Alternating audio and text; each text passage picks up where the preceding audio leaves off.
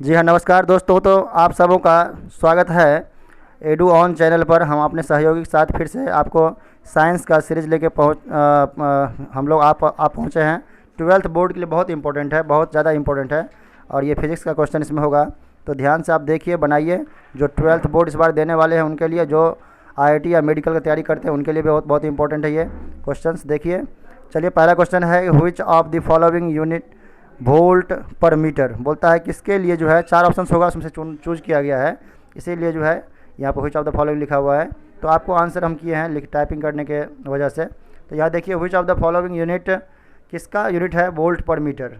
तो आंसर होगा वोल्ट पर मीटर इलेक्ट्रिक फील्ड का। कैसे हम लोग जानते हैं वोल्ट पर मीटर इसका होगा इलेक्ट्रिक फील्ड का। तो डॉ भी इक्वल टू होता है, डॉ इक्वल टू डॉ भी बाई डॉ एक्स होता है। एक फार्मूला होता है, एक फार्मूला होता है कि डॉ ई बराबर, यानी कि डी निकालना होता है तो डॉ भी बाई डॉ एक्स। इससे आप इसको जो है समझ सकते हैं। भी जहाँ पर पोटेंशियल है तो पोटेंशियल के लिए वोल्ट लिखते हैं, और एक्स मतलब मीटर लेंथ है, और ई मतलब इलेक्ट्रिक फील्ड, तो इलेक्ट्रिक फील्ड का है। तो इलेक्ट्रिक फील्ड के लिए यूनिट हो गया आपका डॉ भी बाई डॉ एक्स, यानी कि वोल्ट पर मीटर। चलिए नेक्स्ट क्वेश्चन चलते हैं हम लोग। याद रखिए इसको, फार्मूला भी याद रखिएगा निकालने के लिए। इलेक्ट्रिक फील्ड निकालने के लिए दिया, पोटेंशियल दिया हुआ है, तो आप यहाँ से निकाल सकते हैं इलेक्ट्रिक फील्ड को। इलेक्ट्रिक फील्ड निकालने के लिए पोटेंशियल दिया हुआ रहेगा, तो इलेक्ट्रिक फील्ड के लिए फार्मूला आप लगाएंगे पोटेंशियल बाय जो जितना दूर पर रहेगा दूरी रहेगा आर, तो यहाँ लगा करके आप इसको निकाल सकते हैं। यानी डॉ वी बाई डॉ एक्स या डॉ आर करके इलेक्ट्रिक फील्ड निकाला जा सकता है। या यूँ कहें कि यदि फंक्शन में देगा वो, तो फंक्शन में आप क्या करते हैं कि एक्स के फंक्शन में अगर दिया हुआ है या आर के फंक्शन में दिया हुआ है, लेंथ के फंक्शन में जब देगा पोटेंशियल को, तो आप पोटेंशियल को क्या करें, डिफ्रेंशिएट कर दें एक्स के टर्म में, तो इलेक्ट्रिक फील्ड दे देता है। ये बहुत इंपॉर्टेंट है, हायर स्किल का जो है ये फिजिक्स है। चलिए चलते हैं अगला नंबर में, अगले नंबर में चलते हैं। अगले नंबर में दो नंबर में चलते हैं क्वेश्चन। 2 नंबर में है dimensions of charge is. Charge का डायमेंशन क्या है। जी हाँ, चार्ज का डायमेंशन आप आंसर देख लिए होंगे, लेकिन कैसे हम लोग इसको फाइंड आउट करते, देखिए इसको। ए टी लिखा हुआ, ए मतलब है करंट यानी कि एम्पियर के लिए, और टी है आपका सेकेंड टाइम के लिए। तो कैसे निकालते डायमेंशन इसका। तो डायमेंशन निकालने के लिए हम लोग फार्मूला पढ़ते हैं कि Q equal to I T. एक फार्मूला आप पढ़े होंगे, I equal to Q cross.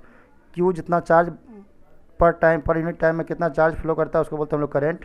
तो I equal to Q upon T से आप निकाल सकते हैं, या फिर इसी को हम लोग क्रॉस मल्टीप्लिकेशन करेंगे तो Q equal to I T देगा। I को हम लोग डायमेंशन लिखते हैं A, और T का लिखते हैं टाइम सेकेंड के लिए T। तो ए टी इसका क्या होगा, डायमेंशन होगा, इसलिए डायमेंशन यूनिट डायमेंशन क्वेश्चन है, और ये आपको पूछता ही रहता है किसी न किसी चीज़ का। नेक्स्ट क्वेश्चन यहाँ पे देखिए, आप नीचे क्वेश्चन देखेंगे तो है 1 कूलम चार्ज बराबर कितना E S U. Electrostatic unit है, ई एस यू को फुल फॉर्म होता है इलेक्ट्रोस्टैटिक यूनिट। बहुत इंपॉर्टेंट है, इसको याद रखिएगा, इलेक्ट्रोस्टैटिक यूनिट। तो ई एस यू बोलते शॉर्ट में, ई एस यू। इसका देखिए कितना यहाँ पर है, 3 इंटू 10 टू पावर 9। इसका आंसर है 3 into 10 to the power 9। 1 coulomb बराबर 3 इंटू 10 टू पावर 9 ये सी होता है। ये बहुत इंपॉर्टेंट है। चलते हैं हम लोग नेक्स्ट क्वेश्चन में। नेक्स्ट क्वेश्चन क्या है, 4 नंबर में, the intensity of electric field at any point of the surface of the charge conductor is. अब चार्ज कंडक्टर है, उसके सरफेस पर किसी इलेक्ट्रिक फील्ड का इंटेंसिटी क्या होगा। तो वो होता है परपेंडिकुलर टू दी सरफेस। मान लीजिए ये कोई सा कर्व है या कोई बॉडी है जिस पर क्या है, इस पर चार्ज है, तो इसकी इंटेंसिटी इलेक्ट्रिक फील्ड की क्या होगी, किधर होगी डायरेक्शन, तो हमेशा इस पर परपेंडिकुलर। इस पर 90 जो बनाएगा वो यहाँ पर पूछेगा तो यहाँ पर ऐसे होगा, यहाँ पर 90 बनाएगा, यहाँ पूछेगा तो यहाँ पर ऐसे होगा, जहाँ 90 बनाएगा वही आंसर होगा। तो परपेंडिकुलर होता है हमेशा। नेक्स्ट क्वेश्चन चलते हैं हम लोग। नेक्स्ट क्वेश्चन जो है 5वां नंबर में, 5 नंबर में क्या कह रहा है, 5 नंबर में है कि dielectric constant for a metal is. किसी भी मेटल के लिए डाइलेक्ट्रिक कांस्टेंट क्या होता है उसका। डाइलेक्ट्रिक कांस्टेंट जो है किसी भी मेटल के लिए इनफाइनाइट होता है। बहुत इंपॉर्टेंट है ये, तो कई बार पूछा हुआ क्वेश्चन है। इनफाइनाइट होता है, याद रखिएगा, बहुत अनंत होता है। किसी भी मेटल का डाइलेक्ट्रिक कांस्टेंट अनंत होता है, यानी कि इनफाइनाइट होता है। नेक्स्ट क्वेश्चन पर हम लोग चलते हैं। नेक्स्ट क्वेश्चन जो इसका है 6 नंबर में, आप देख रहे हो question, the SI unit of a electric dipole moment is. Electric dipole moment का ऐसा यूनिट क्या होता है। तो इलेक्ट्रिक डायपोल मोमेंट डिफाइन कैसे है, सो देख लीजिए। इलेक्ट्रिक डायपोल मोमेंट जो है कैसे बनता है उसको भी देख लीजिए। तो 2 चार्ज ले लेते हैं हम लोग, एक प्लस क्यू सेम मैग्नीट्यूड का, एक माइनस क्यू सेम मैग्नीट्यूड का, दोनों को जोड़ देते हैं आर डिस्टेंस से, तो ये बन गया एक हमारा इलेक्ट्रिक डायपोल। इसका मोमेंट निकालने के लिए पूछता है तो पी से डिनोट करते हैं हम लोग मोमेंट को, P equal to Q into R होता है, यानी कि इसके बीच की दूरी और एक किसी चार्ज को गुना करने के बाद मिलता है हमको इलेक्ट्रिक डायपोल मोमेंट। तो यूनिट पूछ रहा है यहाँ पर, ऐसा यूनिट क्या होगा, तो आप देखिए क्यू का क्या होता है कूलम्ब और आर यानी डिस्टेंस के लिए मीटर, तो answer will be CM coulomb metre. अगला चलते हैं हम लोग, a soap bubble is given a negative charge then its radius is. कह रहा है कि एक सोप बबल है, साबुन का बबल है, ऐसा बबल मान लेते एक बबल है पानी पर, और इस बबल पर जो है चार्ज दे दिया गया निगेटिव चार्ज दे दिया गया है, निगेटिव चार्ज जो है इस पर जो है ऐसा दे दिया गया है। तो इस सोप बबल का रेडियस जो ये रेडियस है यहाँ से यहाँ तक, तो ये रेडियस में क्या होगा, बढ़ेगा रेडियस ही घटेगा। तो आप सिंपल सा इसमें आइडिया लगाइए कि अगर इस पर नेगेटिव चार्ज है तो same charge repel to each other, तो ये सेम चार्ज है, ये भी सेम चार्ज है, नेगेटिव चार्ज है, तो रिपेल करेगा तो बढ़ेगा, ये बबल थोड़ा थोड़ा फैल जाएगा नेगेटिव रिपल्सन के कारण से, और इसका रेडियस क्या होगा, इंक्रीज कर जाएगा, आंसर विल बी इंक्रीज। चलिए नेक्स्ट चलते हैं हम लोग, the unit of electric field. Electric field का यूनिट क्या होता है, तो इलेक्ट्रिक फील्ड का अभी तुरंत हम लोग पढ़े हैं, इलेक्ट्रिक फील्ड को डिफाइन किया था, एक और फार्मूला था F equal to Q E, F equal to Q E से दिखाते हैं, तो F equal to Q E formula से आप इसका यूनिट भी निकाल सकते हैं। इलेक्ट्रिक फील्ड के लिए एक फार्मूला तो अभी तुरंत पढ़े हम लोग, electric field equal to dV/dx से भी निकालते हैं, और इलेक्ट्रिक फील्ड के लिए F equal to Q E formula होता है, ये भी याद रखें, F equal to Q E. अब कहा है कि यूनिट इलेक्ट्रिक फील्ड का निकालना है तो Q जाएगा नीचे, तो F अपॉन Q हो जाएगा, और F का होता है न्यूटन और Q का होता है कूलम्ब, तो न्यूटन पर कूलम्ब आंसर होगा इसका, हो गया। यहाँ से आप नेक्स्ट क्वेश्चन चलते हैं 9 नंबर में। 9th का क्वेश्चन क्या कहता है, the electric field intensity inside a charge hollow sphere. एक चार्ज होलो स्फीयर, स्फीयर बना लीजिए, एक तो होलो स्फीयर जो होगा चार्ज खाली है और चार्ज होगा। मानिए कि एक हमारे पास स्फीयर है जो पूरा चार्ज है, कोई भी चार्ज पर डाल सकते हैं हम लोग, प्लस प्लस प्लस प्लस, और ये स्फीयर ध्यान रखिए ये सर्किल नहीं है, ये एक स्फीयर है, तो इसके अंदर है इनसाइड, अंदर में इसके अंदर या इनसाइड लिखा हुआ है, इसके अंदर में कितना जो है इलेक्ट्रिक फील्ड इंटेंसिटी होगा, तो वो 0 होता है, हमेशा याद रखेंगे 0 होता है। चलिए चलते हैं हम लोग नेक्स्ट क्वेश्चन में, यही से क्वेश्चन बोर्ड में पूछेगा आपको, और मेडिकल में भी पूछता है इसको, जो है अलग अलग कॉम्पिटिशन एग्जाम, एग्रीकल्चर एग्जाम दीजिएगा, फिजिक्स उसमें पूछेगा, बिहार इंजीनियरिंग पूछेगा, हर जगह पूछते रहता है, बंगाल इंजीनियरिंग दीजिएगा उसमें पूछेगा। अच्छा क्वेश्चन है 10th नंबर चलते हैं हम लोग, तो corona discharge takes place. Corona मतलब ये कोरोना नहीं समझिएगा, कोरोना का मतलब क्या है, कोरोना डिस्चार्ज होता है, फिजिक्स में पढ़ना होता है, उसमें क्या होता है, कोई बॉडी है, मान लीजिए ऐसा बॉडी है, तो ये जो है जहाँ पर इसका कॉर्नर बन रहा होता है, जहाँ पॉइंट आउट हो रहा है, वहीं से कोरोना डिस्चार्ज, मतलब कि चार्ज का डिस्चार्जिंग होना शुरू हो जाता है, उसको बोलते हैं कोरोना डिस्चार्ज। तो कोरोना डिस्चार्ज टेक्स प्लेस लिखा हुआ, कोरोना डिस्चार्ज कहाँ से होता है, तो यहाँ आंसर होगा near the sharp point of the conductor. एक कंडक्टर मान लीजिए ये है, इसका शार्प पॉइंट कहाँ है, अगर मान लीजिए कि ऐसा कोई कंडक्टर दिया आपको, इसका शार्प पॉइंट कहाँ बनेगा, इस कंडक्टर का शार्प पॉइंट यहाँ पर है, तो यहाँ से लीक होना शुरू होगा चार्ज का, इसी को बोलते हैं कोरोना डिस्चार्ज। कोरोना डिस्चार्ज समझ गए फिजिक्स में क्या है कोरोना डिस्चार्ज। चलते हैं हम लोग 11th नंबर क्वेश्चन में, तो 11th नंबर क्वेश्चन क्या कहता है, 11th नंबर क्वेश्चन देखिए क्या कहता है, the value of red colour in colour code.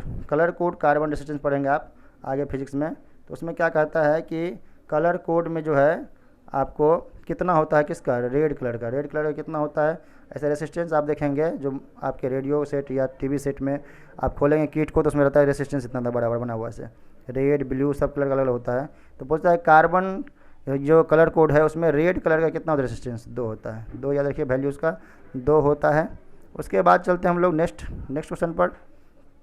Next question जो है 12 नंबर में, 12 नंबर में आइए तो कह रहा है कि the electrical resistance of a healthy man body. एक आदमी मान लीजिए जो पूरा हेल्दी है, उसके शरीर का रेसिस्टेंस कितना होगा, तो 1 लाख ओम होता है।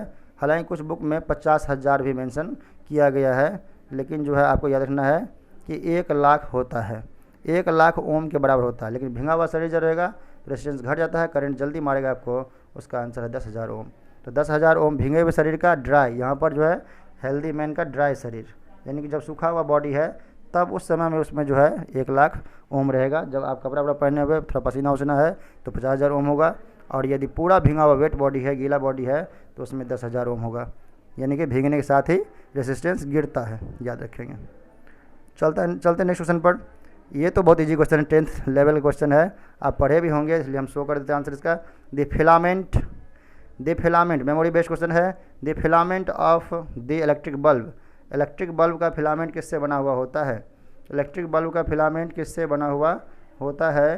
तो आंसर है टंगस्टन। टंगस्टन से बना हुआ होता है। टंगस्टन को वुल्फ्राम भी कहते हैं और आप पीरियोडिक टेबल में इसको डब्ल्यू से दिखाते हैं, देखेंगे डब्ल्यू से वुल्फ्राम होता है इसका जो है, याद रखेंगे। अगला नंबर में चलते हैं निकेल। देखिए निकेल जो पूछता है, निकेल किस तरह का जो है मेटल है? तो 3 तरह के सब्सटेंस को बांटा गया है, यानी कि मैग्नेटिक प्रॉपर्टी के बिहेव के आधार पर सब्सटेंस 3 प्रकार के होते हैं। 3 प्रकार में पैरामैग्नेटिक होता है, डायामैग्नेटिक और फेरोमैग्नेटिक। तो पूछा कि निकल जो है वो किस तरह का है, पारा है, डाया है, फेरो है। तो आप पहचानेंगे कैसे? तो आप याद कर लीजिए फेकोनी, फेकोनी, फेकोनी, ये अक्सर पूछता है और बहुत ही ये ब्रह्मास्त्र है 12th क्वेश्चन को बनाने के लिए। क्या कि कभी भी पूछेगा आपको पारा, डाया या फेरो के बारे में तो फेकोनी याद रखिएगा। फेकोनी में कोई भी आएगा, फेकोनी में ना एफ ही बोले तो फेरम यानी कि आयरन, कोबाल्ट और निकल, ये तीनों में से कोई भी होगा तो सब फेरोमैग्नेटिक आंसर होगा, फेरोमैग्नेटिक। उसके अलावा बचता है जो 2 ठो पारा और डाया, उसको पहचानने का ट्रिक आपको बता देते कैसे पहचानिएगा। ये 3 ठो मिला करके यानी फेरोमैग्नेटिक में फेकोनी आ गया आपका, फेकोनी, फेरोमैग्नेटिक, फेकोनी, फेकोनी जो होगा वो फेरोमैग्नेटिक होगा, FeCONI, आयरन, कोबाल्ट, निकेल। उसके अलावा जो बचा जितना भी एलिमेंट उसको कैसे पहचानिएगा? तो उसको पहचानने के लिए टोटल वैलेंस इलेक्ट्रॉन लिखिए, उसका टोटल वैलेंस इलेक्ट्रॉन लिखिएगा। अगर ऑड आ गया तो ऑड आने के बाद वो होता है पैरा, पैरा हो जाएगा वो। और यदि इवन आ गया उसका आंसर तो वो हो गया डाया। अब कहेंगे हम कैसे लिखेंगे टी भी, एक एग्जांपल हम लोग ले लेते हैं। CO2 के बारे में पूछेगा कि बताओ पैरा है या डाया है? CO2 पैरा है या डाया है या फेरो है? तो फेरो तो होगा ही नहीं, फेरो फेकोनी है, आयरन, कोबाल्ट और निकेल। तो बचा CO2 का क्या है, ये पारा है या डाया है? तो हम लोग पता करते हैं। तो कार्बन का वैलेंस इलेक्ट्रॉन होता है कितना? कार्बन का होता है 4। ऑक्सीजन का कितना होता है? 6। तो 6 × 2, 6 दूना 12, 12 + 4, 12 × 4 16, 16 हो गया। तो इवन नंबर हुआ, तो इवन हुआ तो डाया हो गया। तो यहाँ से पता कर लेंगे हम लोग डाया है या पैरा है। 3 ठो एक्सेप्शन आपको याद करना है जो इस रूल का एक्सेप्शन है, जिसमें B2, N2 और O2 है, याद रखिएगा। बोन से याद रख लीजिए उसको, B2, O2 और N2, यानी कि ये तीनों में जो है एक्सेप्शन हो है इस रूल का। बाकी पूरे केमिस्ट्री वर्ल्ड में कहीं एक्सेप्शन नहीं है। और फेकोनी याद रखिएगा, बहुत काम का चीज़ है, जो किसका है? फेरोमैग्नेटिक के लिए, बहुत इंपॉर्टेंट। चलिए चलते हैं हम लोग नेक्स्ट क्वेश्चन पर। नेक्स्ट क्वेश्चन जो है वो कहता है क्या है? नेक्स्ट क्वेश्चन है thermo electricity was discovered by Seebeck effect है। ये देखिए सीबेक नाम का एक वैज्ञानिक था जिन्होंने बताया था सीबेक इफेक्ट के बारे में, और उन्होंने ही थर्मोकपल और थर्मो इलेक्ट्रिसिटी के बारे में डिस्कवरी किया था। ये तो मेमोरी बेस्ड क्वेश्चन है, आपको याद रखना पड़ेगा, रखने वाला चीज़ है, रट लीजिए। सीबेक ने खोजा था किसको बताइए? थर्मो इलेक्ट्रिसिटी को। चलते हैं, the power of the electrical circuit is, power जो है इलेक्ट्रिकल सर्किट का क्या होता है? पावर जो है यहाँ में स्प्रिंट है, आपको याद रखना है। पावर निकाल कर हम दिखाते हैं, यहाँ पर आंसर गलत है। चलते हैं पावर कैसे निकालते हैं। P = होता है IV, और IV कैसे होता है ये भी जान लीजिए। एक हीट एनर्जी निकलता है, उसमें होता है I² RT, और यदि एनर्जी को T से डिवाइड करें तो पावर बन जाता है ये। तो ये बन गया आपका पावर। इसमें टाइम से डिवाइड किया तो इसमें भी करना पड़ेगा, इससे काटिए तो कैंसिल हो गया। ये हो गया I² R।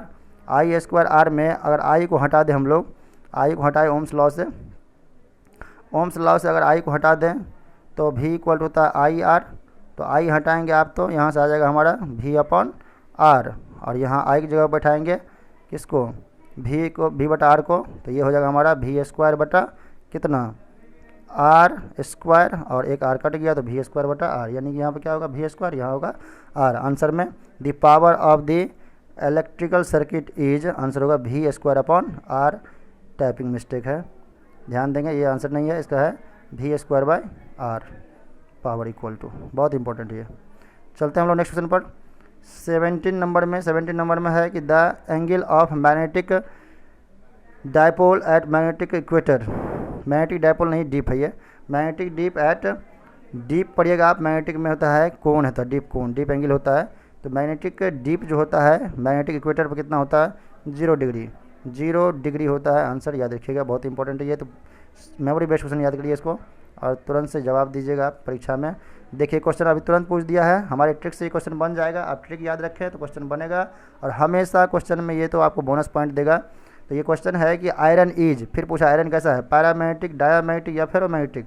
तो आप देखें आंसर क्या होगा बताइए? फेरोमैग्नेटिक। हम बताए थे फेकोनी, फेकोनी, तीनों क्या होगा? फेरोमैग्नेटिक होगा। फेकोनी फेरोमैग्नेटिक होता है, तो ये देखिए आयरन के बारे में पूछ दिया, तभी पूछा निकल के बारे में, कभी कोबाल्ट पूछेगा। तो तीनों में से याद रखना है क्या है, वो तीनों के तीनों जो है होता है फेरोमैग्नेटिक। तो आइए यहाँ पर बात करते हैं, तीनों जो है फेरोमैग्नेटिक था, ये भी क्या होगा, आयरन क्या होगा, फेरोमैग्नेटिक। 19 नंबर में क्वेश्चन में चलते हैं। 19 नंबर में कह रहा है कि which is use in electrical heater. बताइए इलेक्ट्रिकल हीटर जो यूज किए होंगे, देखे होंगे उसमें स्प्रिंग टाइप का हीटर में लगा हुआ रहता है ऐसे करके, तो वो जो है क्या है, उसका कॉइल जो रहता है किसका बना हुआ होता है, उसका कॉइल होता है नाइक्रोम का बना हुआ। इस नाम में देखिए आप क्या क्या लिखा हुआ, निकेल क्रोमियम लिखा हुआ है, तो नाइक्रोम का बना होता है, मिश्र धातु है, एल्वाइज है, एल्वाइज है, एल्वाइज मतलब दो या दो से अधिक धातु को मिला के बनता है नाइक्रोम, तो याद रखेंगे, ये बहुत इंपॉर्टेंट है।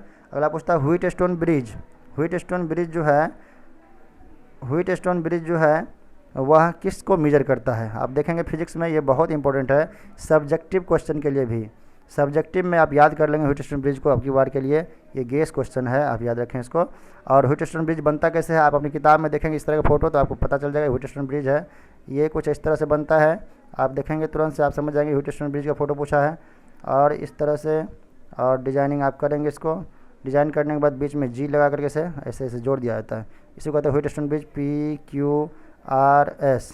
तो परीक्षा में पूछता है कि बैलेंस्ड व्हीट स्टोन ब्रिज आप बना के दिखाइए, उसका इक्वेशन लिखिए, तो ये P/Q और R/S एक इसका होता है इक्वेशन। अभी वो ने पूछा इसका काम क्या है, इसका काम है हाई और लो दोनों रेसिस्टेंस को मेजर करता है, बहुत इंपॉर्टेंट है।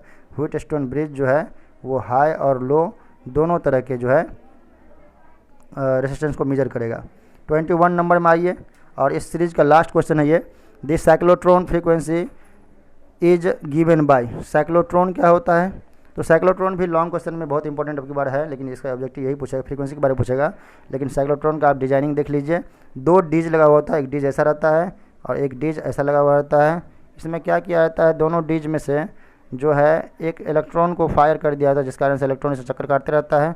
पहले फायर जब करता है तो चक्कर काटते काटते काटते काटते कभी न कभी बाहर हो जाता है इलेक्ट्रॉन, और इसी का काम, यही पूरा कॉन्सेप्ट क्या कहलाता है, साइक्लोट्रॉन कहलाता है। इस साइक्लोट्रॉन में फ्रीक्वेंसी जो है क्या होगा, तो फ्रीक्वेंसी एफ जो लिखा हुआ है यहाँ पर, फ्रीक्वेंसी इक्वल टू QB/2πm। ये बहुत इंपॉर्टेंट है, इससे आपको न्यूमेरिकल्स कई बार पूछा हुआ है, QB/2πm याद रखिएगा। साइक्लोट्रॉन का जो फ्रीक्वेंसी होगा, फ्रीक्वेंसी जो होगा वो होगा QB/2πm, बहुत इंपॉर्टेंट है ये, याद रखें इसको। तो हम लोग मिलते हैं नेक्स्ट वीडियो में, और तब तक के लिए धन्यवाद। जय हिंद, जय भारत।